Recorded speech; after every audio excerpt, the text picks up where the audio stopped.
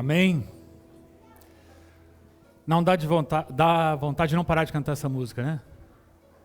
Quem estava sentindo isso agora? Saber que o nosso Deus é o Deus de promessa, é o Deus que está conosco, que está caminhando com a gente em qualquer lugar. Amém? Boa noite a todos. Você pode se sentar.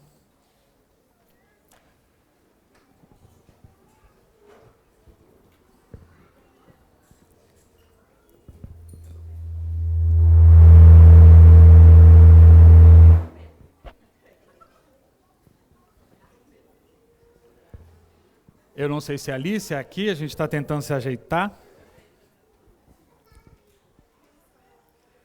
Bom, vamos lá. Primeiro, não me deixa na escuridão. Hoje a missão de trazer uma mensagem para a igreja ficou comigo. Então eu gosto de fazer isso, eu gosto de pedir a atenção de vocês. Pedir também a colaboração, porque a igreja está acostumada com o pastor Pablo, né? E já adianto, assim, o pastor até estava mandando mensagem, a gente estava trocando mensagem antes do culto, ele, avisa o pessoal aí que eu não estou doente. Teve uns que já mandaram mensagem, está tudo bem, pastor? Eu acho que chegaram, não viram o pastor na igreja, alguma coisa assim. Está tudo bem? Está doente? Está tudo bem, o pastor Pablo foi à igreja de Rio Grande, então ele está pregando na igreja de Rio Grande hoje à noite, e está levando uma palavra abençoada para os nossos irmãos lá, tá? E aí eu vou pedir então para vocês colaborarem comigo. Dando um sorriso, dando um amém, alguma coisa assim, tá? Isso, porque a voz do pastor Pablo é mais pomposa, né? A minha é mais professoral, mais jeito assim. Então eu vou tentar ficar mais desse lado hoje assim, que esse lado aqui está mais pastor, esse lado aqui está mais baixista e pai do Miguel, tá? Então, para quem tem um raio aqui no lado, aqui assim, vou explicar. Meu filho passou no quinto ano, a gente foi fazer um corte de cabelo junto. Como é que é o nome do corte de cabelo? Mid-fade, tá? E aí ele pediu o mid-fade, eu disse, eu já fiquei meio de medo, assim, já, esse mid-fade, o que vai fazer com o meu cabelo? Ficou bonito, né? Pelo menos a minha esposa gostou, então eu tô... Tá bem? E aí fui lá com o irmão Juliel, vai o Miguel primeiro. Miguel cortou o cabelo primeiro, fez o Miguel, eu fiz, e ele assim, vai ter que fazer o raio agora. Disse, vou ter que fazer o raio. Vamos, Miguel, vamos, chama ele ali. Ele já estava, né? Miguel, tá bonito, tá legal? Gostou? Ficou legal? Ficou. Tá, falta o raio. Não teve jeito, tive que botar o raio aqui também. Mas tá bom, como hoje era o Vitor para fazer o louvor, e aí, enquanto a gente estava fazendo... Aí eu fiquei pensando, estou bem, estou de baixista aqui, o Vitor tem uma pegada rock, então a gente está fazendo o caminho do deserto com overdrive, então assim a gente vai dando glória a Deus e seguindo, tá? Então não tem aquela voz mais calma do pastor Pablo, mas eu peço a vocês que a gente adore ao Senhor. Então, e que vocês abram o coração, para que aquilo que eu falar hoje possa de alguma forma falar com vocês, assim como tem falado comigo, tá? Tem alguma coisa de mídia aí? Tá? Tem um texto que eu gostaria que a gente lesse agora. Está lá em 1 Reis 19:7. Irmão, vou fazer que nem faz com o pastor Zé, né? Te deem, como é que é, em netos, né? E aí, pastor? Falando isso, pastor, parabéns. Qual é o número agora, pastor, já? 7. Foi quarta? Quinta? Quinta-feira nasceu? Sexta? Sexta-feira nasceu o 7º neto do pastor Zé Fernando. Glória a Deus, quer dar uma salva de palmas aí?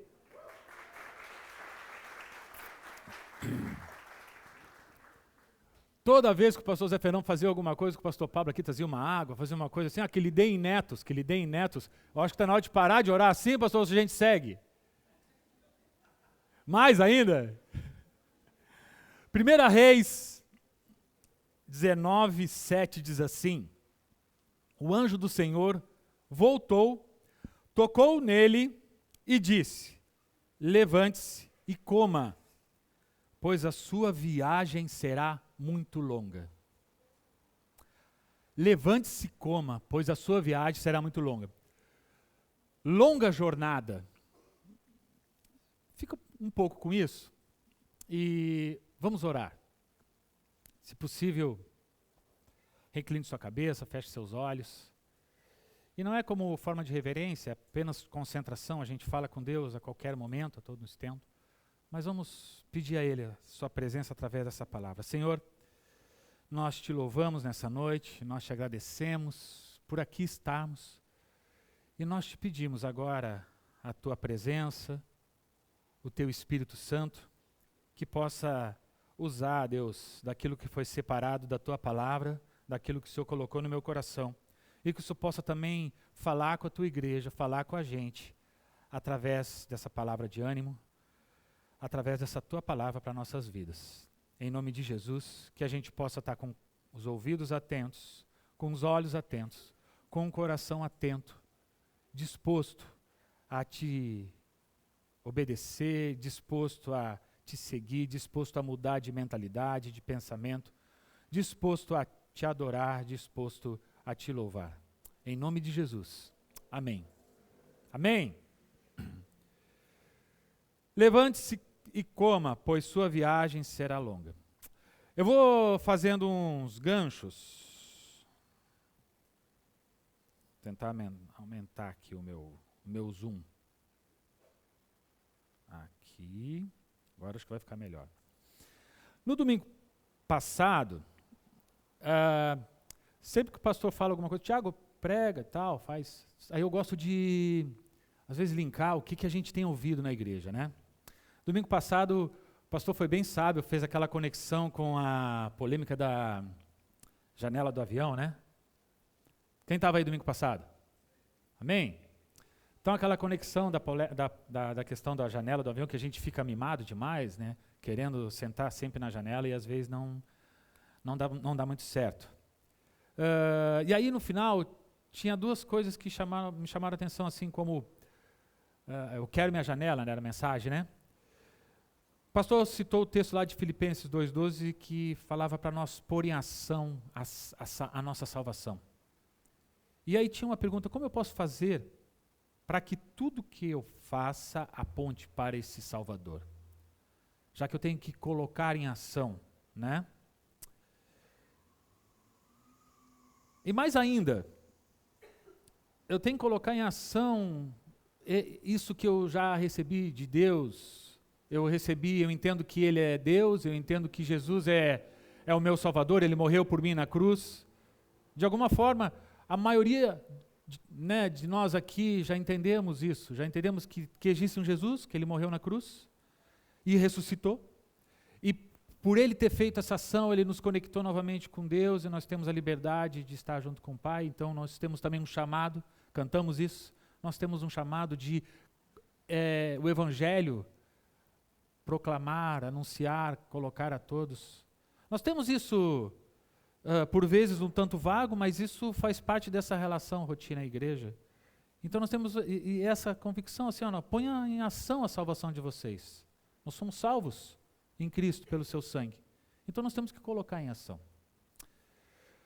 Mas, isso acontece por vezes, mas às vezes nos deixamos. Seja por um problema, seja por desânimo, seja por uma frustração, seja porque está cansado, seja por uma série de coisas que a gente tem que resolver. E aí essa rotina lá nos baixa um pouco a energia.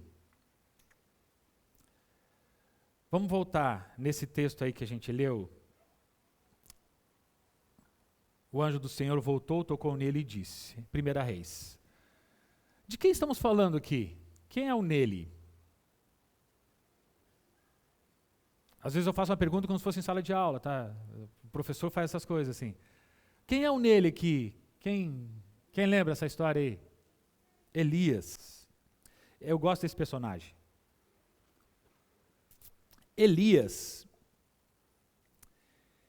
foi um profeta que tem uma história.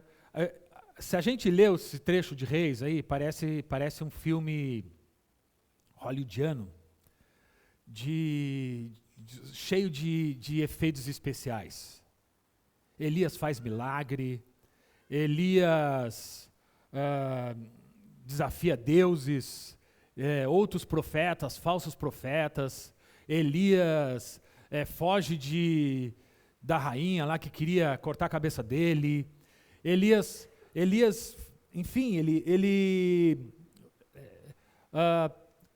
a batalha do Monte Carmelo, em que contra os profetas de Baal, tem aquela história ali. Quem não conhece, procure ler esse trecho assim, mas lê com o coração tranquilo, porque é um texto que lembra bem isso, parece um texto de guerra, né? E aí fala que Elias chega para os outros profetas: não, eu vou desafiar vocês. Faz o teu milagre aí. Não, agora faz o seguinte, assim, ó, enche isso aqui, enche d'água esse negócio aqui, eu vou botar fogo em tudo. E aquilo está tudo encharcado, aquela madeira toda encharcada. E vai lá Elias e ora, com o poder da oração, da palavra que Deus dá a ele vem e aquilo é tudo consumido, vem fogo do céu. Cara, esse personagem, esse homem, ele é extraordinário. É ou não é? Só que isso aqui é o anjo falando para ele. Ele está jogado num canto, numa caverna, com medo. Desesperado, cansado, desanimado. Elias já está aqui num processo. Hoje em dia a gente ia falar que ele estava depressivo, num burnout. Estou bem, né? Um burnout. Elias estava assim. Elias era gente como a gente. Vendo milagre, fazendo milagre, vendo o extraordinário de Deus, e ainda assim o corpo sentindo. Ainda assim a mente cansando.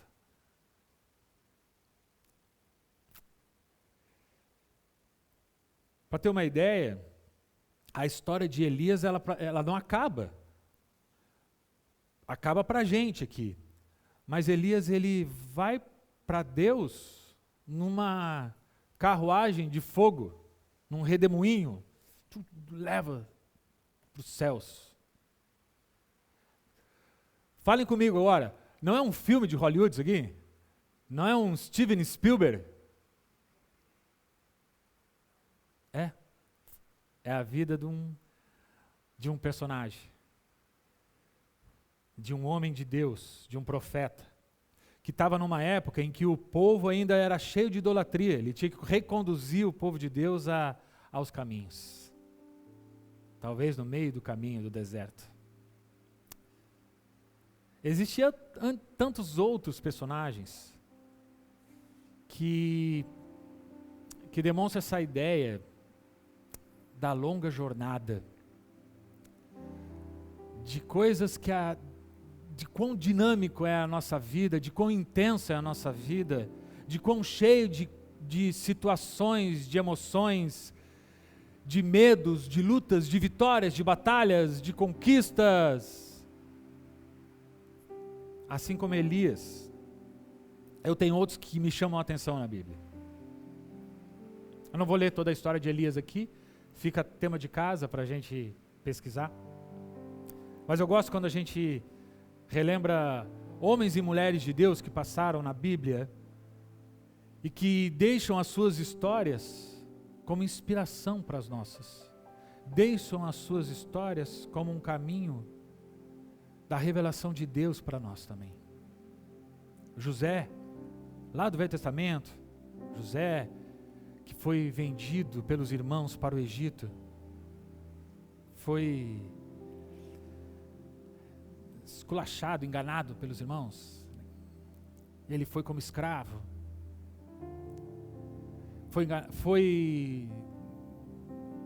Passou por problemas. E aí lá no Egito ele se torna governador. E depois de se tornar governador, ele é plano de Deus para o povo, para a própria família, que vai até o Egito atrás de mantimento. E ele, José, abençoa. Eu gosto da história de Daniel. Gosto do nosso Daniel também. Mas eu gosto muito da história de Daniel, porque Daniel, ele está fora também do seu povo. O povo de Deus, naquele momento, está como escravo em outro lugar. Daniel é servo. E presta atenção numa coisa, assim, ele mantém ele e os amigos Sadraque, Mesaque e Abdenego lá na fornalha, né? Daniel vai para a cova dos leões e Daniel se mantém firme nos caminhos. Ele vai porque ele adora o Senhor todos os dias. Ele e os amigos vão porque não vão consumir os manjares do rei e querem aquilo que é mais puro. E Deus permanece com eles, tanto que depois eles se tornam conselheiros do rei também. Mas o que eu acho interessante na história de Daniel é que o povo ali permanece escravo. Daniel não se revolta, não quer quebrar tudo, fazer um golpe de estado, invadir. Daniel não quer, não, ele quer orar, ele respeita a autoridade. E Deus o abençoa. Eu gosto também de histórias como de Moisés.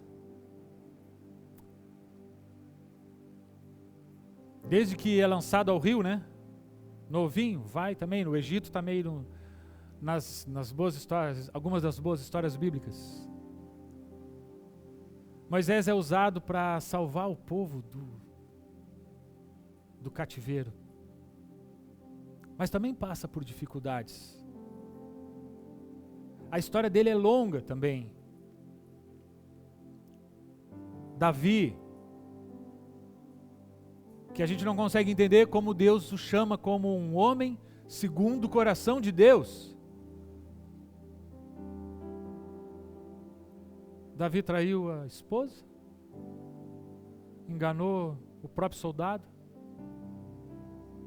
mas de alguma forma aquele coração é um coração que agrada ao Senhor.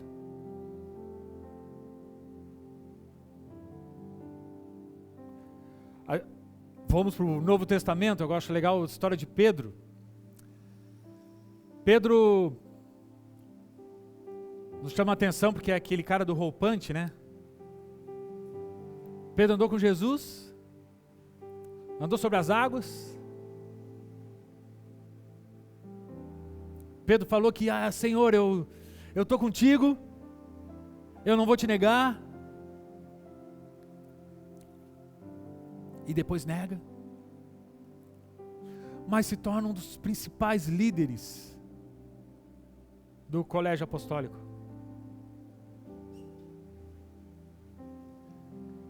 Paulo também é alguém que chama muita atenção no Evangelho. O apóstolo Paulo, ele tem um encontro extraordinário com Deus, com Jesus, no caminho do deserto. Se entrega ao Senhor de uma forma plena, intensa. Mas também é perseguido. Também tem suas batalhas. Também tem coisas que a Bíblia diz lá que ele tem um chamado espinho na carne. Tem algo nele que permanece ali, que não tem uma solução. A Bíblia não diz o que é. Assim como nós temos algumas coisas que carregamos, que a gente luta e não encontra uma solução. E os dias vão passando. A gente pode até achar que Paulo era um grande plantador de igreja. Mas olha que ironia. Já viu que Paulo plantava igreja, deixava alguém e depois mandava lá uma carta para esse alguém que estava no lugar? Como aos Romanos, como a Timóteo, com um monte de instrução do que tinha que fazer e o que eles estavam fazendo errado.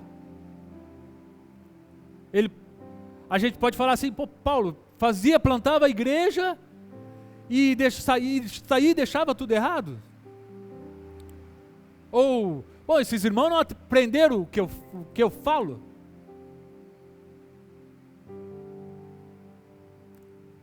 Paulo também, um grande personagem.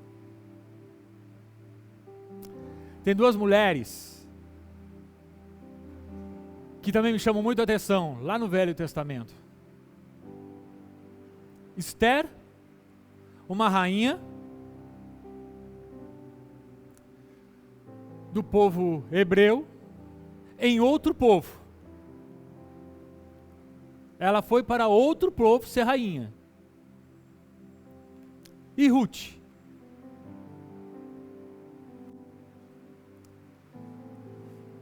Uma estrangeira que veio para o povo hebreu e foi usada por Deus.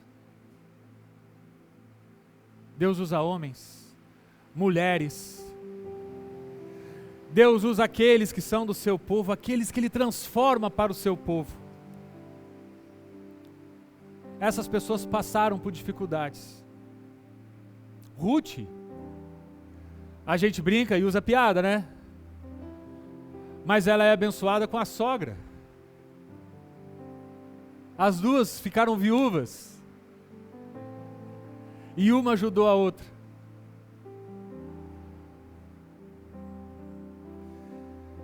Mas Tiago, tu está falando de grandes personalidades. Tu está falando de grandes homens e mulheres. Tu falou aí de reis, tu falou de profeta, tu falou de rainha, tu falou de apóstolos. Sabe que às vezes a Bíblia traz personagens, e a esses me chama muita atenção. Se fosse uma narrativa literária, seriam personagens secundários, pequenos personagens, mas que traz uma relevância na história. Um deles, eu já falei aqui algumas vezes, é o Simão Cirineu. Quem aqui já ouviu falar de Simão Cirineu?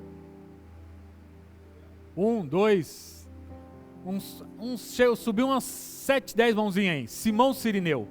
Simão Cirineu é aquele personagem que na Via Crucis ajuda Jesus carregando a cruz.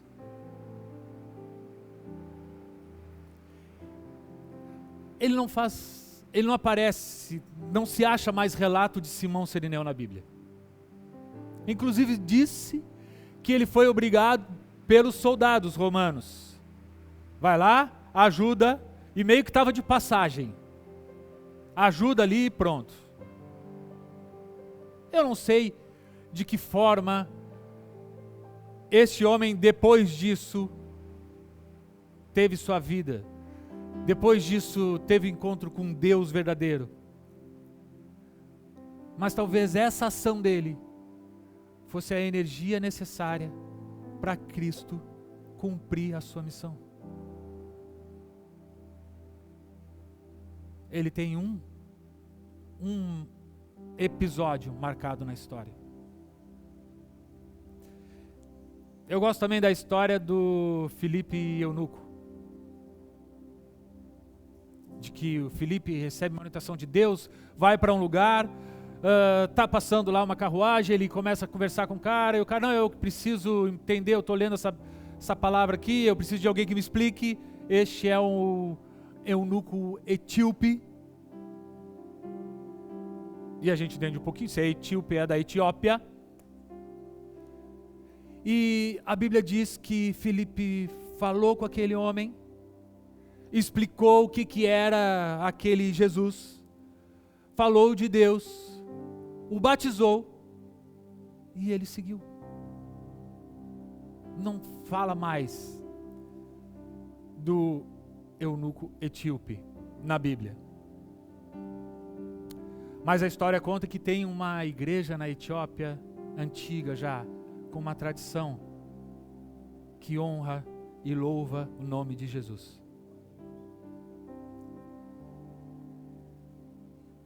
todas essas histórias, desde a primeira ali que eu falei de Elias, a todas essas histórias, elas conectam com a gente de alguma forma. Primeiro, do quão dinâmico é a vida. A nossa vida aqui é dinâmica, a minha, de vocês, com momentos que parece que a gente carrega a cruz de Cristo, literalmente, entregando, adorando, louvando, fazendo a igreja crescer, com outros momentos que a gente vai para uma caverna e chora.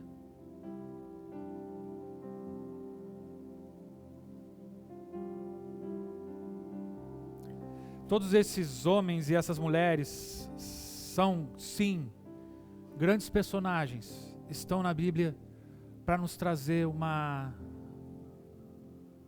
inspiração, um exemplo para compartilhar com a nossa caminhada. Tiago, mas conectando ali com a janela lá do culto passado, que a gente vive num momento que é tão instantâneo. A gente parece que quer a solução agora, para tudo. Algumas vezes ela acontece. Algumas vezes a gente ora e vem fogo do céu e consome tudo. Pode estar molhado. Vem fogo e consome. E manda lá os profetas de Baal para longe. Outras vezes a gente segue com um espinho na carne. Mas tem uma verdade. Deus está preocupado com a gente. Você sabia disso? Assim como Deus estava preocupado com cada um destes e sustentou e cuidou, Deus está preocupado comigo e Deus está preocupado contigo. E a nossa história, a nossa caminhada, ela é longa e é dinâmica, porque todos os dias Deus vai falando e vai agindo e vai construindo. Às vezes eu me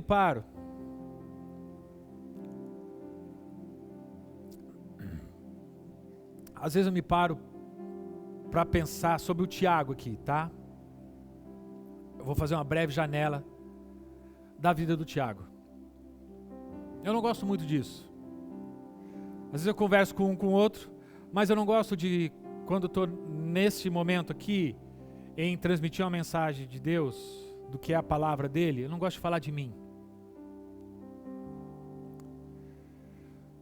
Mas o Tiago, se eu contar os meus problemas e as minhas dificuldades, vocês vão começar a chorar comigo. Ou vão começar até a pensar assim, cara, por que eu estou ouvindo ele então? Se eu contar para vocês os meus erros, vocês vão começar talvez até me julgar.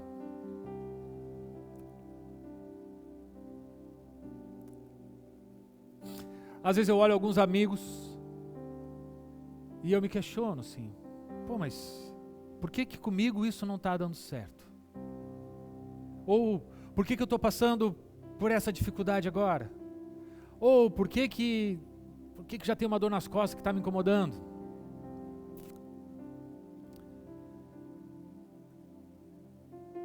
A minha família, quando eu tinha lá meus 9, 10 anos, foi num grupo de comunhão, como a gente tem na igreja.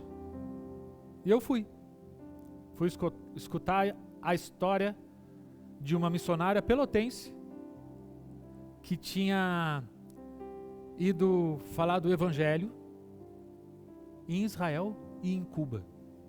Então ela contava o relato dela. E aí a partir daquilo, era um grupo, aquele grupo passou a ser alguns anos uma igreja, e eu praticamente digo que cresci nesse meio do evangelho.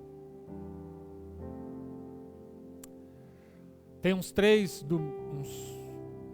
4 semanas a gente teve a comemoração dos 25 anos do Espaço Church, antes Espaço Cristão, lá na igreja de Rio Grande. Eu fui convidado para tocar. E naquele momento eu me senti velho, tá? Um dos irmãos que estava fazendo a dinâmica do culto, né? O irmão Roger, lá de Igreja de Rio Grande. E aí ele, porque vamos aos 25 anos, e era bem essa coisa de memória, de retrospectiva, né? E ele, mas o Schmidt, eu lembro do Schmidt tocando, tal, assim, e continua. Eu não sei se aquilo foi um elogio, se foi uma piada. Eu sei que o Schmidt lá tinha muitos Tiagos, então a maioria lá me conhecia pelo Schmidt. E o Tiago segue tocando, segue louvando, segue adorando. Mas às vezes eu falo, converso com Deus, pô Senhor, mas tem gente que aconteceu isso lá e deu certo. Agora uma coisa eu preciso falar para vocês assim. Eu não me considero o melhor músico. Eu vi muita gente tocar mais violão do que eu. Eu já vi muita gente cantar muito mais do que eu. Eu já vi muita gente pregar muito mais do que eu. Eu já vi muita gente melhor do que eu fazer tudo isso.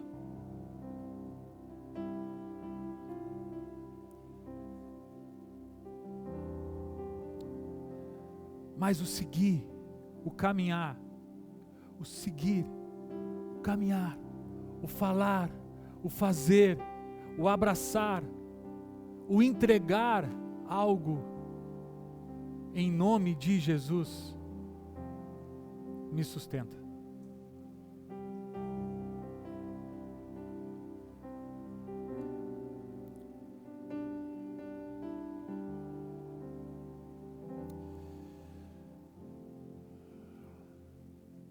Quando a Laurinha nasceu,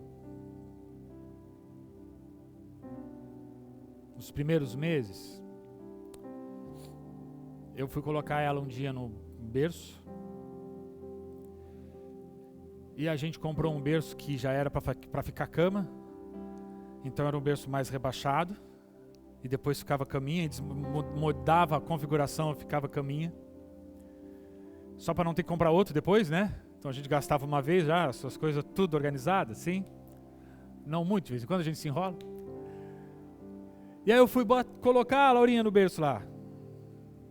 Hoje eu tenho bonitos e leves 45 anos. Tira os 11 da Laurinha e eu estava lá com meus 34. Eu fui colocar ela no berço. No que eu voltei, eu já não fiz todo o ângulo. Eu não voltei os 90 graus, assim. Eu não voltei. Travou a coluna. Aquilo... Não posso dizer que foi culpa da minha filha. Aquilo me deixou tão mal. Aí, eu já não conseguia fazer as coisas que eu queria fazer. A minha mente eu já ficava assim, poxa, eu tenho 30 e poucos anos, eu não vou conseguir brincar com a minha filha. Quem é a galera mais antiga aí, do pessoal jovem? Na época eu e a Jéssica, o pastor até acho que falou isso hoje, né, na assembleia de manhã. Eu e a Jéssica éramos os líderes de jovens, bonitos, elegantes. Jogavam futebol com os guris. Eu não podia mais. Eu fiquei 3 a 4 meses sem conseguir amarrar um cadarço. Eu tinha um sapatênis. Eu colocava aquele sapatênis todos os dias. Encaixava aqui e saía. Por quê? Porque eu não conseguia dobrar para amarrar um cadarço. Eu cheguei aí na Unimed. O que tu tem? Eu descobri que eu tenho uma hérnia de disco. Então o que tu faz? Não me faz nada, só me dá algo para dor que eu tô mal. E tomar morfina, direto. Aí, nisso, alguns dias, eu já estava rodando nesse negócio de escala, de tocar, de cantar. Eu comecei a falar pro pessoal, eu não vou poder tocar. Eu não aguento tocar, eu não consigo pegar o violão. Me tira da escala. Me tira, tá. Aí teve um dia que eu aguentei a escala. Peguei o violãozinho, estava lá no cantinho tocando, querendo que ninguém me visse. Cheio de dor. E tinha um irmão na igreja, num momento final, assim, de oração. O irmão na igreja, o pastor estava orando, vamos orar por isso, e a adoração vai tocar, e a gente estava adorando e tal. O irmão veio lá do fundo. Tira aí o violão. Deita no chão. Eu deitei. E ele começou a orar por mim. Rolou aquele momento de oração ali, e depois disso, eu encontrei ele na outra semana. E ele falava comigo assim, eu orei pela tua cura. Eu disse assim para ele, eu sei, irmão, eu te agradeço, mas eu sei que hoje eu não fui curado. Ele olhou assim, por quê? Não tem fé? Não, eu tenho fé que Deus pode me curar. Mas naquele dia, Deus falava comigo claramente as seguintes palavras: faz o que tu tens que fazer, e toda dor que tu não suportar, eu vou te tirar. Toda dor que tu não suportar, eu vou te tirar. E aquele irmão olhava para mim e falava assim, pois as minhas mãos ardiam, eu queria botar a mão nas tuas costas e não conseguia. Então eu botava a mão na tua cabeça.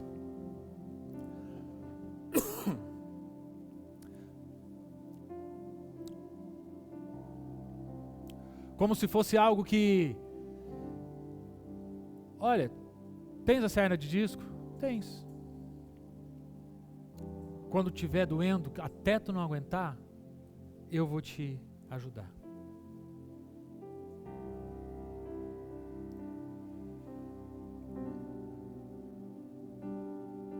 E eu sigo. Eu não quero dizer para vocês que eu sou exemplo. Eu não sou exemplo. Mas eu quero convidar vocês, a gente, a igreja, a seguir, a caminhar, a louvar, a entregar para Deus, a deixar Ele resolver, a deixar Ele abraçar.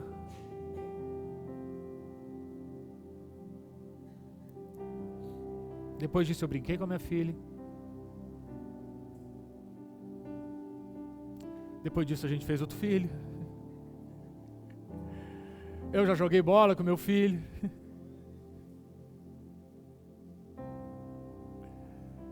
E a gente segue. Porque a nossa vida não é naquele momento, naquela janela de avião, somente. A nossa vida é mais. É mais dinâmica, é mais intensa, é mais complexa. E para fechar, Tiago, como é que a gente conecta tudo isso? Levante-se e coma, pois sua viagem será muito longa. Te fortalece. O anjo está dando aqui para Elias um alimento físico, por óbvio, mas também é um alimento provido de forma espiritual. A gente tem que cuidar desse corpo, dessa carcaça, do cabelo mid-fade. A gente tem que cuidar disso aqui, Mas a gente tem que cuidar do nosso coração e da nossa alma, daquilo que é espiritual. E como a gente encontra resposta para isso? É em Jesus. Mateus, capítulo 11, versículo 28 diz: venham a mim, todos os que estão cansados e sobrecarregados, e eu darei descanso a vocês. Tomem sobre vocês o meu jugo e aprendam de mim, pois sou manso e humilde de coração, e vocês encontrarão descanso para as suas almas, pois o meu jugo é suave e o meu fardo é leve. O meu jugo é suave. Sabe o que é jugo?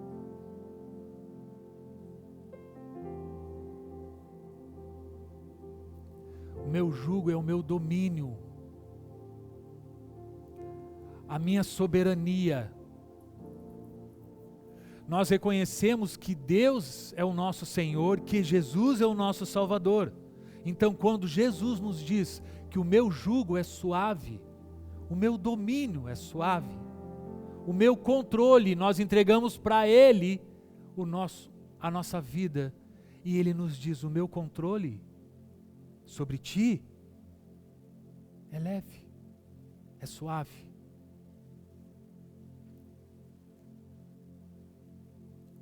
Deus está interessado na gente. Deus está atento. Ele está nos oferecendo um cuidado a todo o tempo.